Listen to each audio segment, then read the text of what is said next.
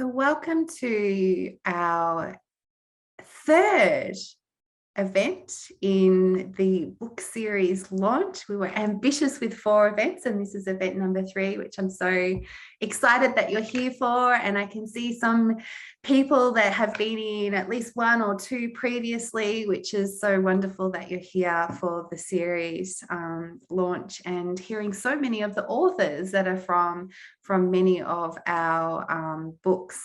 We've got 2 books out already, 2 about to come out in August, and 4 more that are due out next year as well, which is so exciting. And the book series with Routledge called Wellbeing and Self-Care in Higher Education, Embracing Positive Solutions, is just such an exciting series, and I am absolutely humbled to be able to bring it together and work with so many people. Both as an editor of some of the books, but also commissioning other authors and editors as well, as we bring people together from different perspectives. And I'll show some insights as we move forward.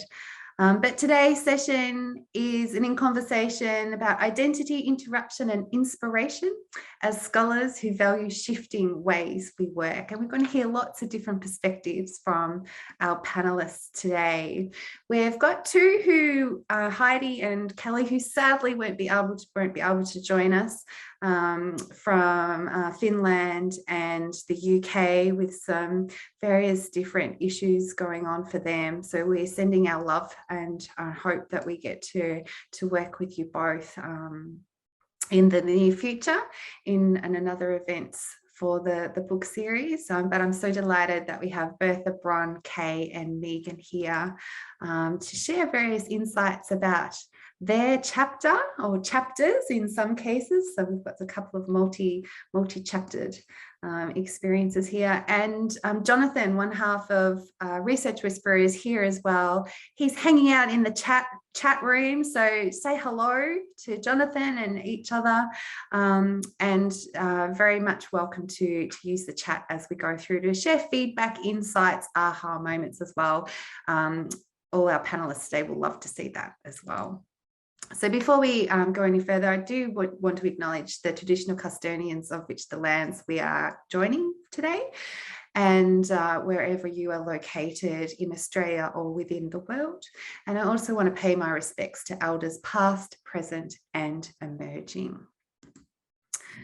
So before we go any further, I just want to acknowledge some assumptions in that we are all different. We're all coming from a whole heap of different experiences, lived experiences, ups and downs and everything else in between in higher education. And I want to celebrate this because this gives us perspective. And what it allows us to do is to hear different insights, some that will resonate with us, others that will help us shift forward, others that we'll ponder on for a while and come back to later. And that's the most beautiful part of sharing voice and working with narrative.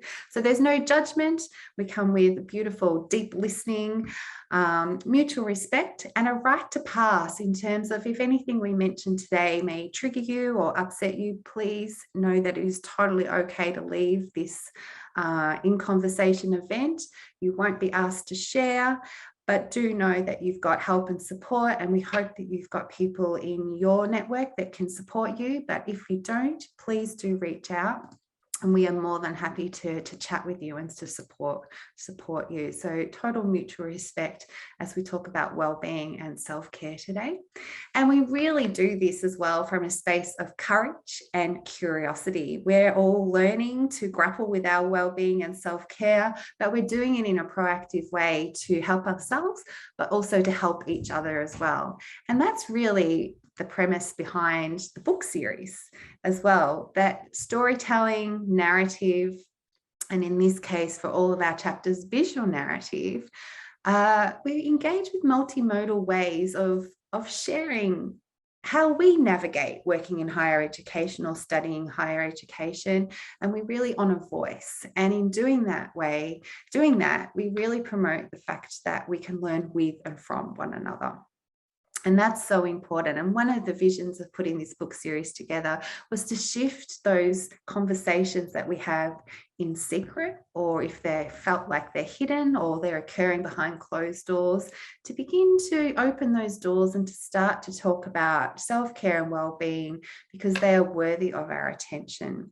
And when we discuss and we talk, we help each other, but we also start to shift rhetorics of a deficit of ways of approaching well-being in higher education. And we really want to disrupt that tension and the neglect that often occurs in our sector in regards to this. So we're very much also focused about being proactive. So we're real, we're honest, we're raw, we share, but we also share what we're trying, what we're experimenting with, how we start to move forward, what's helped, what's worked, what hasn't, as a way to help all of us as colleagues.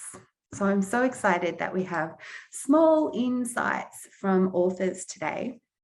And we really are working from the premise that self-care is not selfish, that is worthy of our attention, and it's not something that we hide, be shamed for, or ignore. So we have 2 books that came out just recently we call the yellow and the blue book, which is so exciting. And Bron's like showing her yellow one as well, which is really exciting. And our authors are featured in these 2 books in various different ways. And some are also featured in what we call the pink and the green book, book 3 and book 4, which are due out in August, so not that far away. And it was just last week that both of those books went to press. So it's really exciting that these will be out very, very shortly. And so exciting to see these books coming out. We're so excited also that a further 4 books are in various forms of development as well. We had Catherine with our first event. Last week, we were talking about writing well and being well, had little snapshots into her book, and that will be due out next year. And then we've got another 3 coming out that are being edited by different teams internationally as well.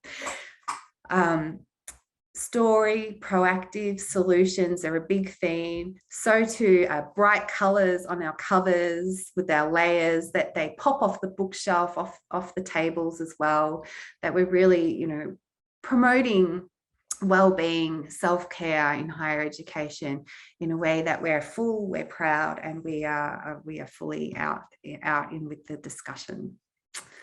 One of the most exciting things about working with so many colleagues all around the world on various books in this book series is that we're celebrating and honouring diverse voices. We're working across authors, solo co-authorships from different career trajectories. And a part of that is the mentoring in and across the experience, and really starting to develop a beautiful wellbeing literacy. And as a part of that, we're forming a lovely community. So I've really consciously put the series together where we start to think about the international perspective, and you can see some of the numbers there in terms of, if I'm thinking as an Australian, other countries that we're engaging with, there's a high percentage that are occurring. But most importantly, many of the authors are doctoral students or early career researchers. So the series also is helping a beautiful way to have a proactive, positive experience of writing that can have a domino effect in terms of passing that on.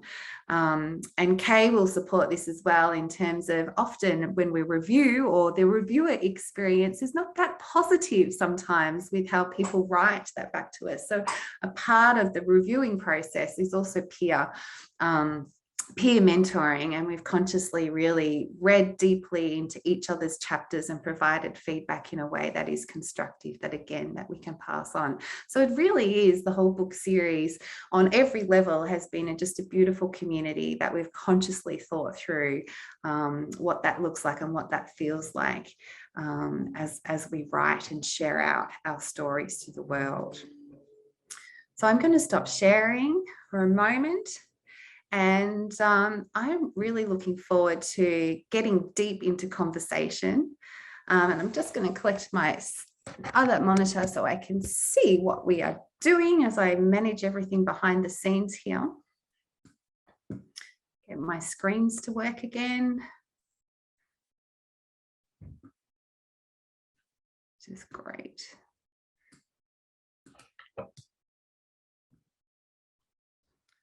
I've just gone totally blank, and here we go. We've come back together, which is awesome.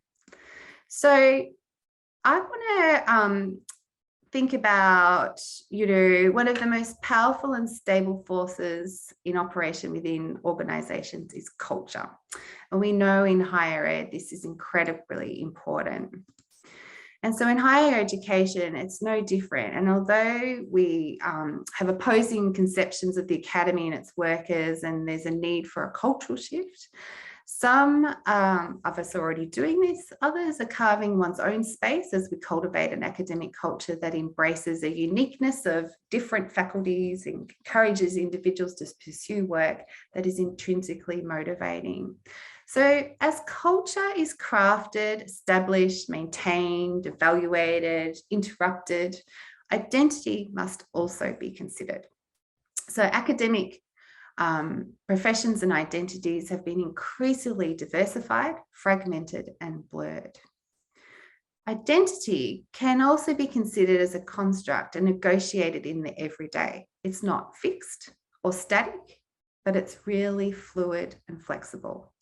So identity is continually reshaped, redefined, and reframed across and through time, and as well as contexts. And we're constantly required to be reflexive and subjective.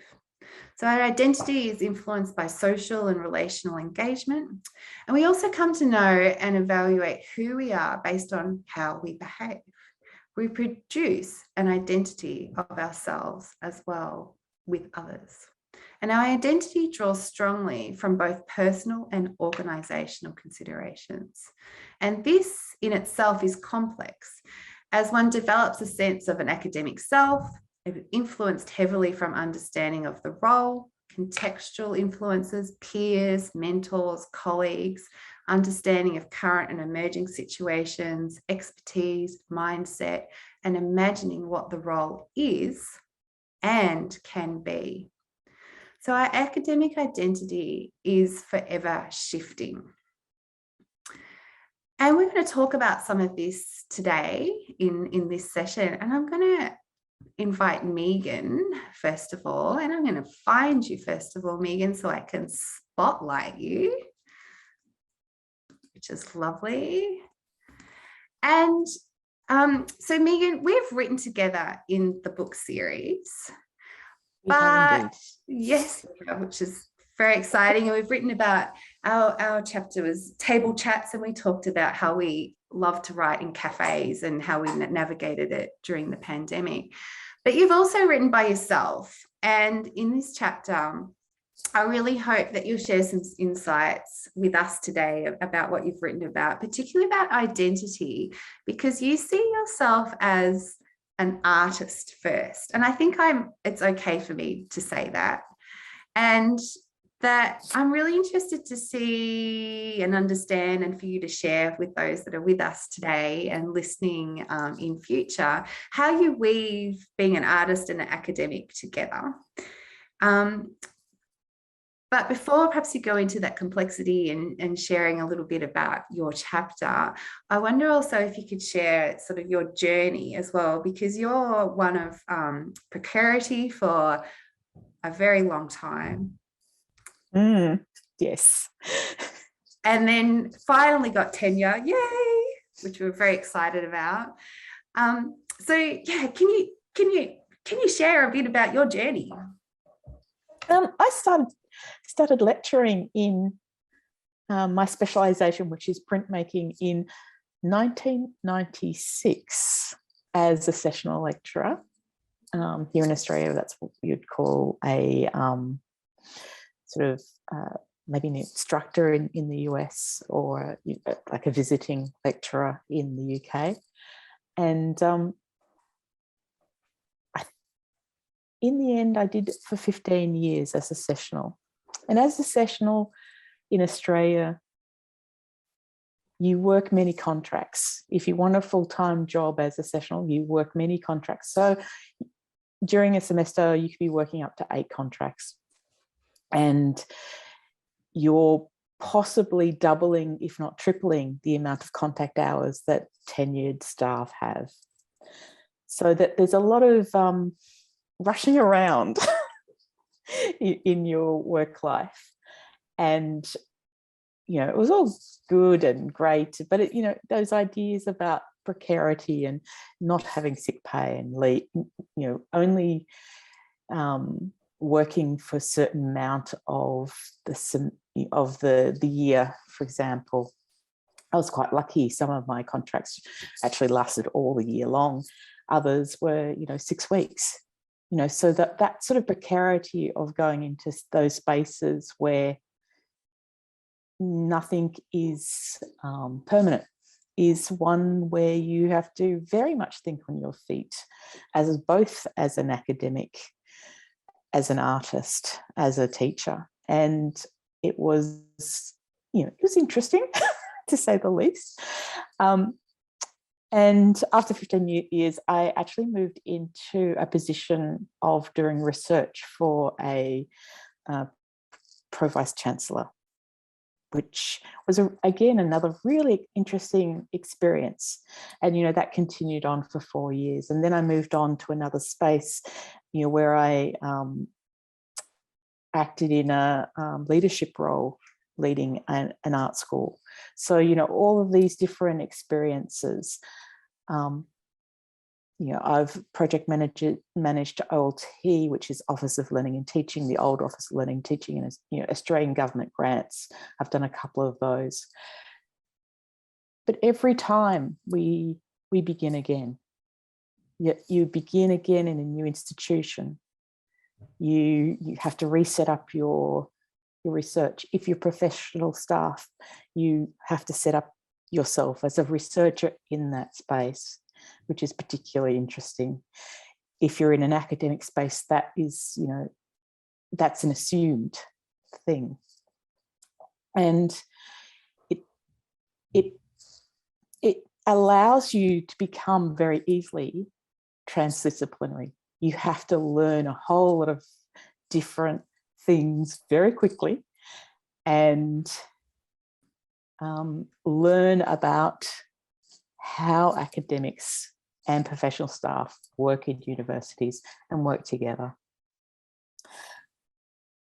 And so I did that for many years, and just recently was made an ongoing staff member. But what it has led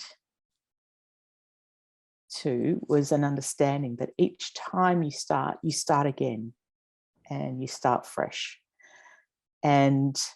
But you don't start fresh. You have all that knowledge. You bring all that institutional knowledge from the other institution that you've worked in, you know, different ways of working. So it's a particularly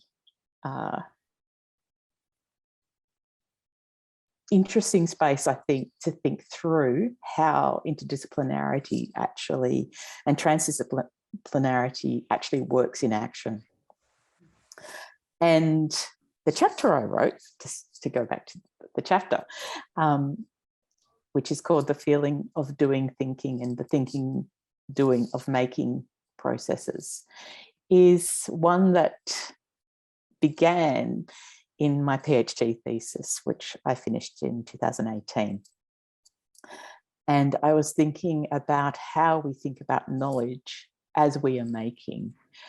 And I wanted to bring those ideas about making and having a careful practice into my practice as an academic, which has always been really important to me.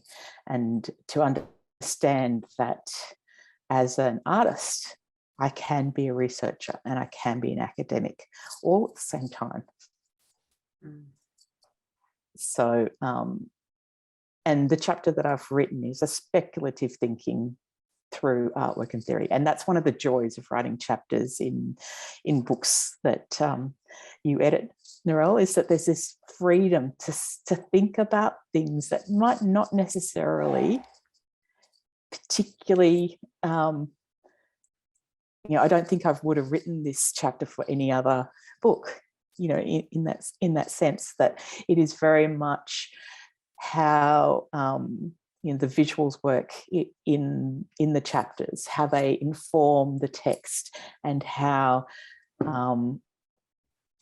artwork and theory in my particular chapter can actually work together, and how I show that thinking through movement and through text, and creatively putting words down, but also creatively making artworks. It's beautiful. Thank you for that feedback. And your chapter is gorgeous because it does work in such a way where the possibility of the visual narrative is so strong as it comes through, but each visual narrative is an artwork in itself, and an actual literal artwork as well. So the layers that are there that allow for us to have the privilege to see your thinking and how you think about who you are and how you are, and where wellbeing sits with that as well, is just gorgeous. So I can't wait for everyone to read it, and for feedback to come back to you as they do so. So thank you so much. Yeah, and I just wanted to thank the peer reviewer who reviewed my chapter. It was lovely to read their review. It was a lovely experience to get such well considered, and I want to highlight that as a process of making these books, is that the review process is such a we're held in that space. Yeah, thanks Megan. And it's so true. Reviewers' feedback is just incredibly gorgeous in the process that we go through. And we don't always agree with what's on the page either, so we just put that out there. But how we communicate it and how we support each other with our writing and to communicate our ideas is there. So I'm so glad that you had that experience. That's perfect. Thank you. Bron, hello. Hello, how are you? Good. Thank you so much for being here. Now, I'm going to read a quote out from your chapter to start off with. And you remind us that strategies place emphasis on individuals to change their work practice, which is the unfortunate reality of employment with an industry sector plagued by systematic issues. Up front, you call upon us to think through our privilege, resistance, and I can't thinking in rabbit ears. And you call for us to consider the place of boundaries that support us to care for ourselves in order to care for each other. And when you wrote another quote here, when I decided to prioritize my self-care and proactively made efforts towards time scheduling and boundary setting activities that aligned with desired outputs, preferencing deep work over shallow work, I became a happier and more productive academic. And every time I read this, my heart, and I think you share for us that tension that we have in our world between KPIs and what everybody else wants all the time, constantly coming at us. And I think the pandemic has gifted us so many different platforms now that comes to us. It used to be just the office or the email, and now it's coming through. So I wonder if you could tell us a little bit more about your chapter. Yeah, sure. Thank you for that lovely intro. So I guess my chapter came from a place of recognizing that there's some very serious and very damaging practices that go on in the higher education sector, which aren't always aligned with us having the best self-care and well-being. So one of my things that I've been working through is, okay, so how do I want to exist within that framework? And also, how do I put things in place to protect me and allow me to achieve what I want to or need to achieve? Which all sounds a bit selfish, but survival I think is really important, and I wrote my thesis on coping with stress and burnout, which was triggered a lot by living in very precarious situations in terms of employment. So with those in mind, and also with a very deep love of airport books and Cal Newport's Deep Work and Tim Ferriss's 4-Hour Work Week. And also I was inspired by your email signature, Narelle, which I came across years ago, which was I operate a calm inbox, and I check my emails once or twice a day. I can't remember exactly what it said, but I was like, yeah, these are awesome things. Like, and I come from an entrepreneurship background. So it's like, why can't I take these tools and put them into the way that I'm practicing my academic career, and doing it in a way where I'm not being an awful colleague and saying no to everything, but just if I'm happier, I'm going to be a better person to work with, and I'm going to be more productive. So in the chapter, I put forward four little strategies, which I can share with you now if we've got time. And they're really around crafting or taking ownership of your time and trying to put up barriers and buffers so that people aren't taking too much of you, so that you end up empty, kind of. So the first is around multitasking, and someone shared with me once of, like, when you're teaching, or when you're researching, you're researching. And I was working in this crazy hamster wheel of, okay, I've got 45 minutes in the morning to do some research, and then I've got a meeting, and then I've got to teach this class, and you're just absolutely frazzled by the end of the day. So now I do something rather unconventional, which is, if I'm teaching, I'm just teaching. I'm just making my subjects as best as I can, trying to be there for my students, giving them my all, and I'm not worried about my research at all, because worrying about it actually causes me more stress than the effort that I was putting in. But then I block off time where I'm just a researcher. So I'll take a week or go on a writing retreat or do something, and then I have this output of writing that would never have been achieved if I was trying to do it in little pieces, because my brain I can't switch tasks, which the airport books also say is not a very good thing. Productivity. And then the second one is learning to say no, which has been really hard for me, especially as a bit of a people pleaser. I'm always like, yes, I'll help, I'll do that. So this one I stole, it's kind of my Mary Kondo method, which is when an opportunity or a task or an email or anything comes to me, it's, does this spark joy? Is this going to help me get to where I need to go? And if it's a no, then it becomes, will not doing this cost me my job? And if it's no, then a lot of the time it just doesn't get done. And a lot of the time there's no repercussions. It was just a busy work task. It never really needed to be done in the first place. So I'm creating time by not doing things which don't actually have any meaning. But then if it's a yes, then that gets added to my list. So once again, it sounds really selfish, but I'm sorry. The other one is to set boundaries with autoresponders.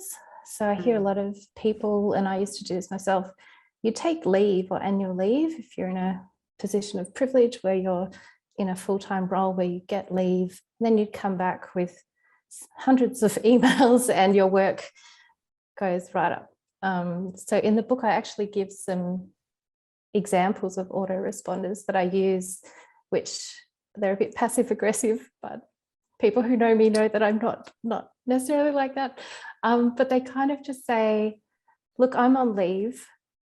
If you really want me to action this email in any way, or if it's really important for you that I see it, send it again after I get back, because everything that arrives during that period of leave gets auto-archived.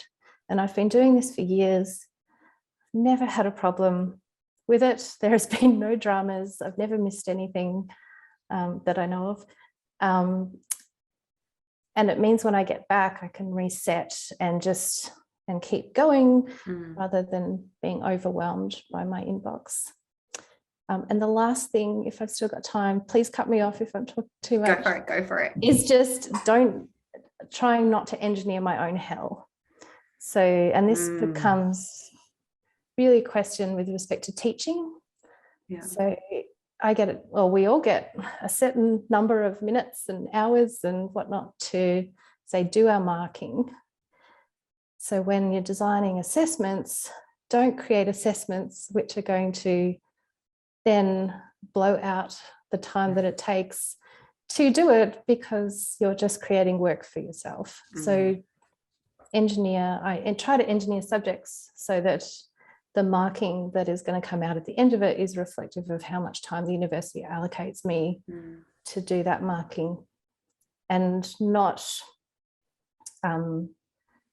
engineering our own hells is also a way to not abuse casual staff who don't have control over the assessments that are set. So having gone my way through lots and lots of casual roles and stepping in and teaching classes, often the marking does not reflect the actual when you're giving. So just be kind to yourself with the way that you design how much work comes out at the end. But it's all in the book. It is. For letting me write that chapter. It was really fun to write. Yeah. Absolute pleasure and absolute delight that you've contributed to the book and the series as well, Bron. And I think what you really demonstrate is some really practical, proactive strategies that I would argue are not selfish. They're actually about caring for others as well, which is really, really important. And we set those boundaries up really importantly, that all of us need to have in order to care for each other as well. And sometimes we need people to model them for us, to go, okay, I can change how I can work as well. That actually will probably make me a lot happier, and those who I work with a lot happier as well. So another beautiful chapter in the book. Thank you for being a part of the series. Kay, hello. I'm so glad that you're here. And Kay has 3 chapters across 4 first 4 books. But we're going to talk about your solo authored chapter today, which is incredibly powerful. But you also have one with multiple authors who you write with and have set up a beautiful writing group with, and we also have a chapter together as well, so we're putting that one out there too. So yes, we're but I want to talk about your solo chapter, and I'm loving quotes, so I'm pulling out quotes from chapters because I think they're so powerful. And I actually think I'm going to head into meme world with quotes from everybody's chapters as we move forward to share out to the world. But you write, you are not alone. Incredibly powerful, and it's an immediate call to action to position compassion in the work we do and how we see ourselves as academics. And with this comes, the shifting of identities, and where there's a constant change, recalibration, and all those sorts of tensions that we go through. And there's a need to connect back to ourselves, our why. And a part of that is a questioning, and a part of that is also connecting back to what we believe in. And as you note in your chapter, and I'm going to go for another quote here, where these changes compel us to reevaluate our academic roles and our identities, which in turn challenge academics' well-being in a myriad of ways.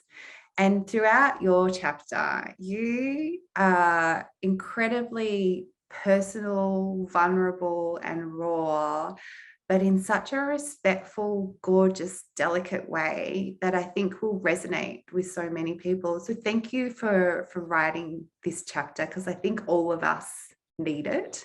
And I think we'll need it multiple times throughout our careers as we come back and go, okay, see. but your writing and your narrative and how you explore your identity is just beautiful. So I wonder if you could share a bit about your chapter. Yeah, thank you. Thank you for your generous introduction. Very gracious. Yeah, for me, the story, I've been in academia in one form or another for 23 years in various bits. I lived in Japan for 10 years and taught university there as well. And when I came into academia, and for the first several years that I was in it, I had a fairly strong sense of who I was. I was teaching, I was doing some research, I was designing courses, I was doing all these things, and I felt like an academic, and I was pretty sure about that. But then over the last, I don't know, decade or so, I noticed this change, that I was losing my sense of value. I was losing my sense of autonomy. I had less control over what I did. I wasn't quite sure. The emphasis on just passing people without the quality was starting to clash with my values. And it all really came to a head when I was in, of all places, a writing retreat, which is my most happiest of academic places. And I was feeling miserable. I had this like inner voice inside me that was just pressuring me. You've got to get the outputs done. You've got to get them done. You've got to get them done. And that was the point where I guess the two worlds of that unconscious pressure was now clashing with my conscious joy. And I thought, oh, I'm actually going to find out why is this? What's going on here? What's happening? So I started. So this book chapter is actually the second half of that process. The first half was a journal article that I published in 2020. And in that one, I kept a diary of my time at the following writing retreat. And then I used that as the data to analyze using a self-compassion framework, where I divided myself into three characters, one of threat, one of drive, one of soothe. And I would look at my data and see what I was saying to myself. Where was I feeling threatened? How did I try to soothe myself? Or did sometimes that threat drive me on to produce more?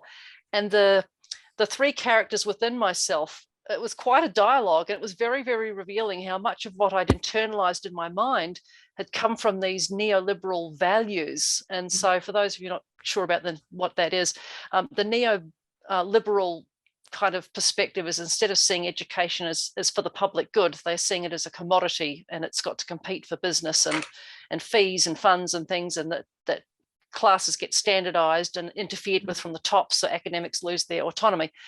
And when I started learning about that, I suddenly realized, oh, it's not me. I'm not alone. We are all going through this. It's happening to us all. And that was a stunning revelation that also helped me realize I'm in this system of change. So in this book chapter, I started looking at, okay, well, who am I going to become now that I did the self-compassion thing, and I thought it wasn't enough. There was still more to do. And so, yeah, this chapter is that second part. And I found this really good quote. It was by Brene Brown. She said, you either walk inside your story and own it, or you stand outside your story and you hustle for your worthiness. Powerful. And that's what I'd been doing. I was hustling for my worthiness because I didn't believe in it anymore. I couldn't see it reflected around me anymore. I'd kind of lost myself. So I thought I need another framework. I need a different framework of well-being. So the one I chose was, it's a Māori, the Indigenous people here in New Zealand, the Māori perspective. They call it te whare tapa whā, which is te whare is the house, and tapa wall, and whā is for. So it's a holistic view of well-being, where they see well-being like a house with four sides, and each side is a dimension of well-being. So there's the mind, the body, the connection with family, and the spirit. And all that is contained within an environment. So I thought, well, I'm going to look at my experiences through looking at each one of these walls and look at where the story is now, critique that again, and then rewrite it. And so the title of my thing is The Rewriting on the Walls. So my chapter basically just goes through each of the walls and back out to the environment to say what I came in thinking, and then how I rewrote that. So so for example, in the spirit side of it, I'd grown up, actually, I grew up in Melbourne. So I went through the Australian education system and moved to New Zealand when I was 18. But I grew up with that meritocracy of if you work hard, you'll get the A. You know, if you work hard, you will be rewarded. But over here and over in Australia too, we've got that performance-based, you know, the audit culture. I can't remember what it's called over in your thing, but yeah, they count up your publications and things like that and give you a funding's based on it and all that sort of thing. And it resets here every 6 years. But that, unless you are incredibly positioned and privileged, it's very hard. You can't get an A on that thing unless you're.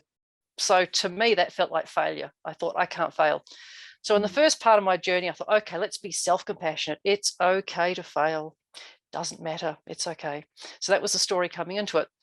But rewriting that story, I realized I'm not actually failing. I can determine my own goals and decide what I'm going to do. And there was another quote I found, which the workplace still assumes everybody's got a wife at home. It's like, I'm in a system where it's geared for many of us not to succeed in the traditional way we've been used to. So I started thinking more, okay, what do I want to achieve? What's realistic? And I'm focused more on that than the lofty goal of getting the highest rank in the performance thing. And also, so that was just something that I thought, oh yes, it's a little bit more self-determination there. And for the mind side of it, the focus I came in with was, okay, I realize that there are limitations in higher education because of the neoliberal system. Okay, that's it. And then when I looked into it even further, I realized it's not just at university that we're going through this, it's also in wider society. And then I came across this book called Can't Even, Why the Millennials Have Become the Burnout Generation. Now, I'm a bit older than a millennial, you know, I've been around for a little bit longer than that. But I think it is affecting all of us, but we get so cluttered with all the things that we have to do that we just numb ourselves on social media and we don't switch off. So yeah, so I looked at that and thought I need to just stop constantly moving, and it made me realize I was actually numbing myself, like taking prescription uppers or something that American students do to keep myself anesthetized. So anyway, the rest of the chapter goes through these other parts of it, and one part of it too was the connection. And so I started looking for spaces of care that I could create for my colleagues around me once I realized we were all going through this. And that's when I set up the online writing group that still runs. It's been going for 2 years now. We run the Pomodoro technique. And that was, 8 of us got together and wrote a chapter about how that group helped our well-being, which is in one of the upcoming books. So we've bonded quite well over that. And so that's been a really transformative thing. So now that's driven me forward now to look at these extra spaces. Where can we create these spaces of caring?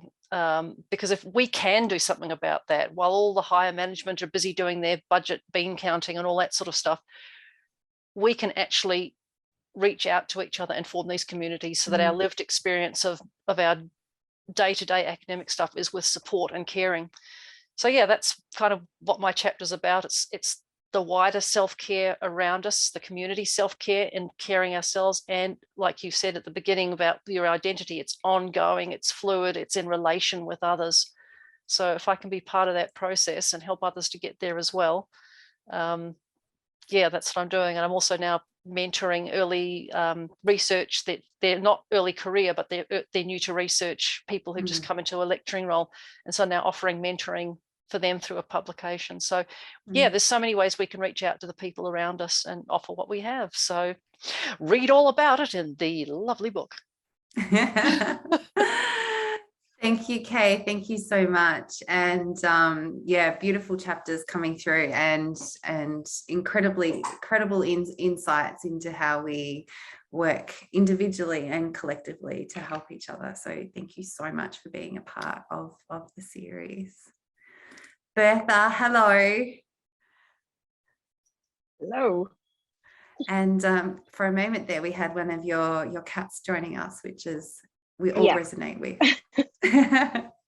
I think she might pop up again in a while. So she's more than welcome. She's more than welcome to join us. So in your chapter, you talk about being an academic who works in, between, and across spaces of hybridity, particularly between Asia and the West.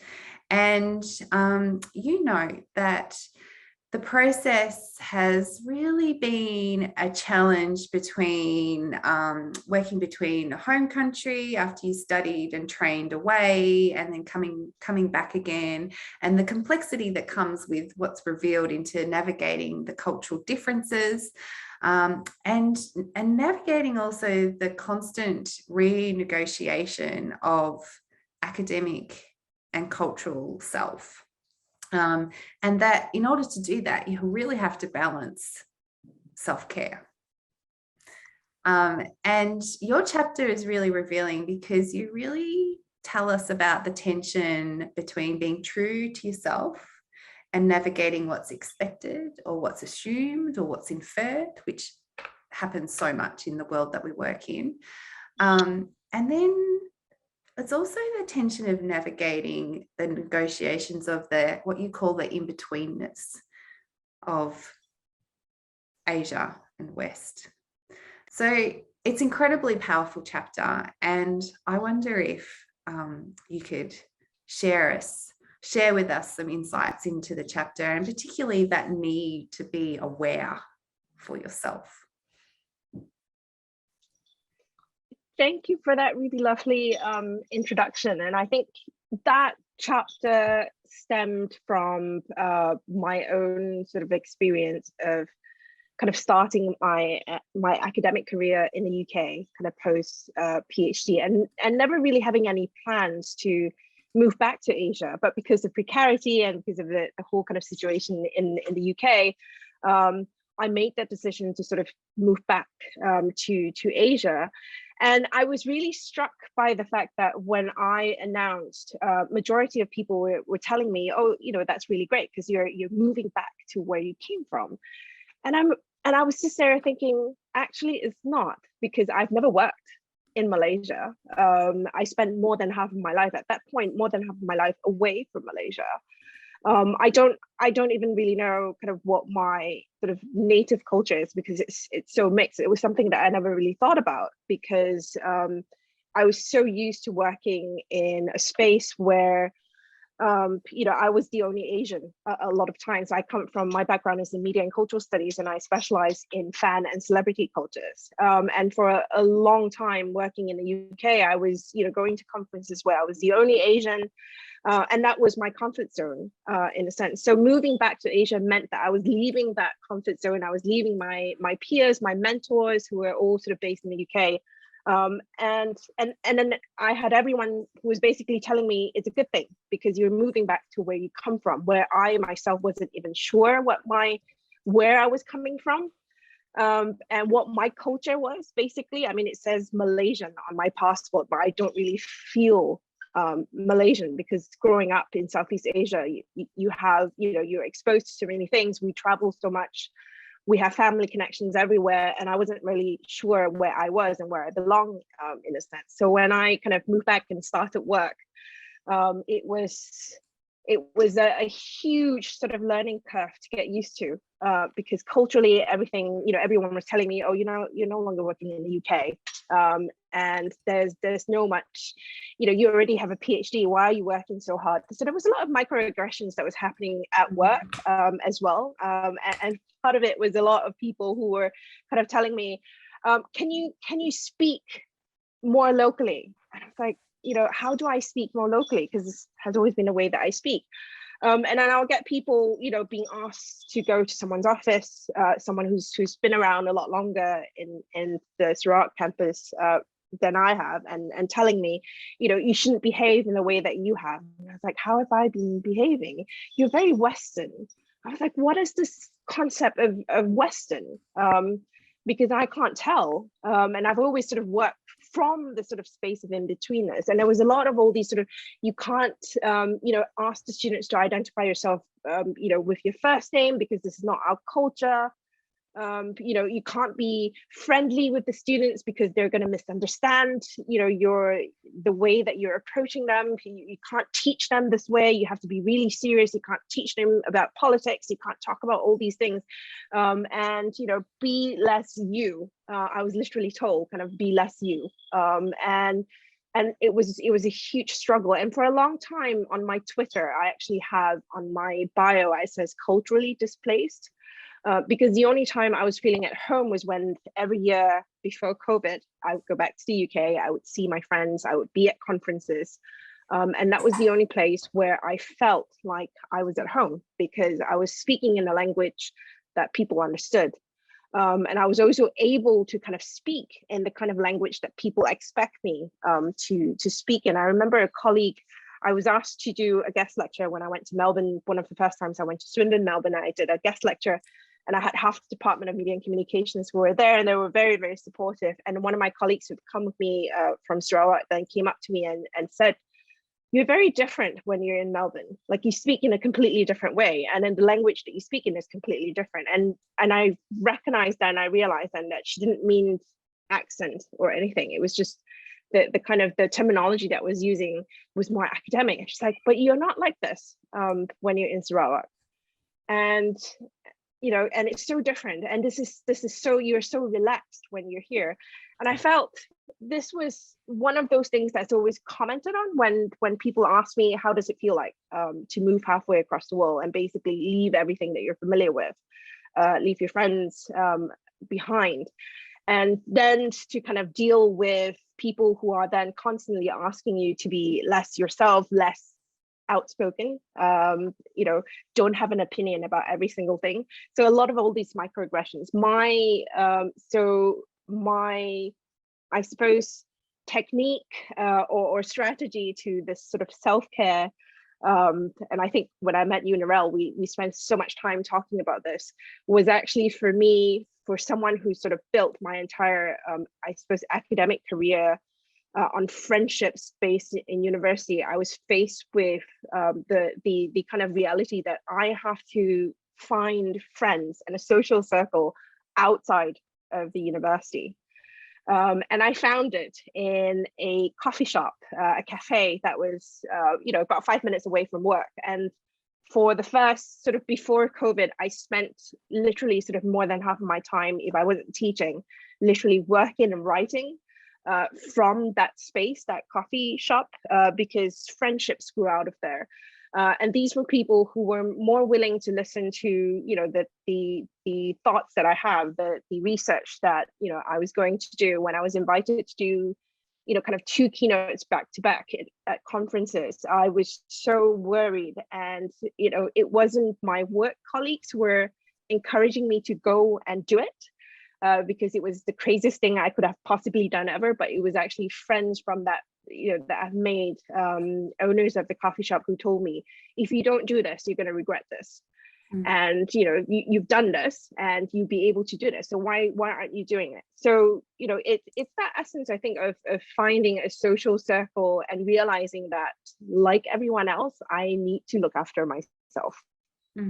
And because I was away from my social circle, I need to be the person to step up and look after myself, and not have that kind of safety net to fall back on. And I realized I have to look outside of the university to do that. So that was the essence of the chapter. Which is just gorgeous. And as with all of our chapters, incredibly insightful, but incredibly courageous as well, because of the elements that all of us are talking through, identity, interruption, who are we, who do we want to be, who's around us, what does that mean, and what does that look like. And I want to say thank you to all of you, but before we say goodbye formally, I wonder if we could do a collective question.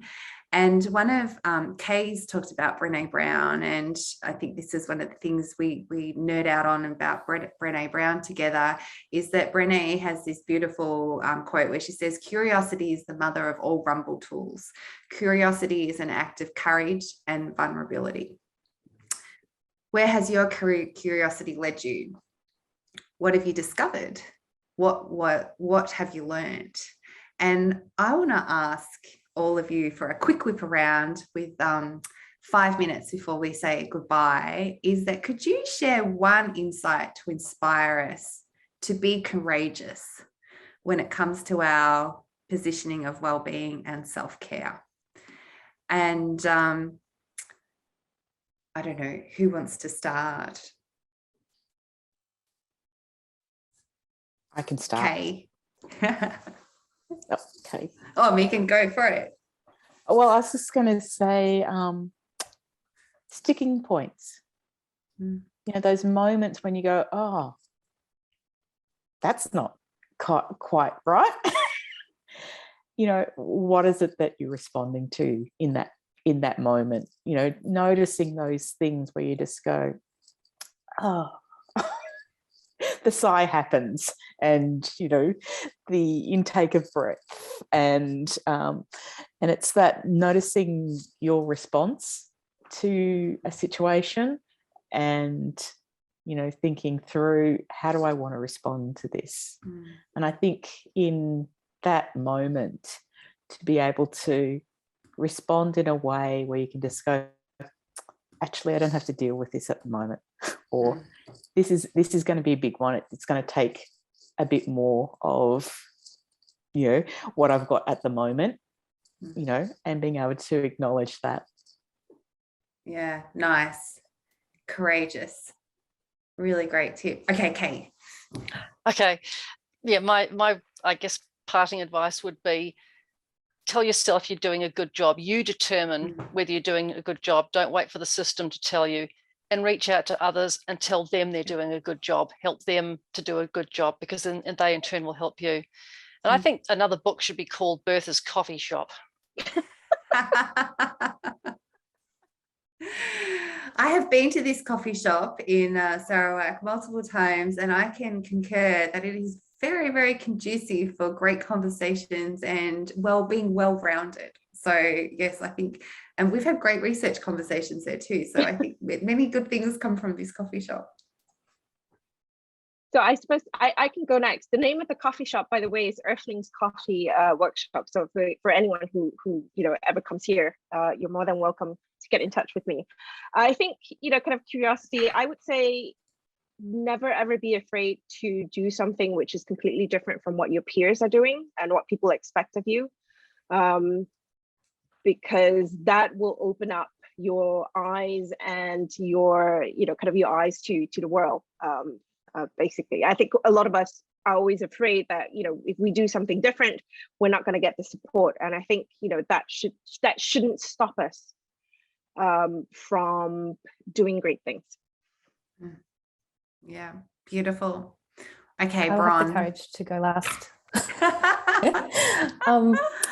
I think we need the courage to believe that we have value outside of higher education, and we have an amazing set of skills that are valued in the marketplace. And if you are being treated really badly, you don't have to stay, and that your identity is not, like, you are more than just an academic, and your self-care should be number one. Beautiful, beautiful. Thank you for your courageous advice, Bertha, Megan, Kay, Bron, and for sharing insights into your chapters and for being a part of books and the book series, and especially for being here tonight, this evening, for where we're zooming in. And I just want to say thank you also for those who have joined us and who will be watching this as we go forward. And thank you, Jonathan, for being our master in the chat, sharing out our links with downloadables. And we've got an event tomorrow morning. And thanks for Cats who are joining us. And thank you to being a part of a community where we are collectively really thinking about how we position well-being in our self-care, that it is not selfish, that it is very relational, and that we do need each other for inspiration, support, motivation, and for various acts. And please check out the books, where hopefully your libraries can purchase them as well, and we can share out the love to celebrate the author's writings, but also what the books mean as a collective as well. Thank you everyone for being here. It's an absolute delight. I'm very humbled, and I look forward to connecting with you all in some way as we move forward.